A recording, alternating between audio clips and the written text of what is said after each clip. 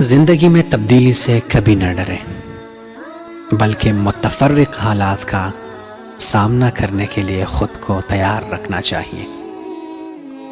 ابھی سکھ ہے تو کیا خبر اگلی گھڑی کیسی ہو، آج صحت مند ہے تو کل شاید بیماروں میں ہو، حال دولت میں کھیلتے ہوئے بسر ہو رہا ہے تو ممکن ہے مستقبل مفلسی کی دستک ثابت ہو جائے۔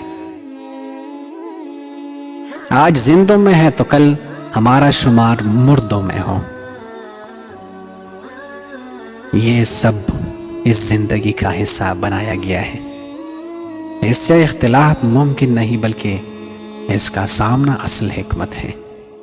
اس کی کامیابی بھی عارضی ہے، یہاں کی بڑائی بھی محدود ہے، بس ایک حساب اور حد سے چلنے کا ہمیں پابند بنایا گیا ہے۔ یہاں ہم ہر کسی کو قطعاً خوش بھی نہیں رکھ سکتے اور نہ ہی اختلاف سے دامن بچا سکتے ہیں۔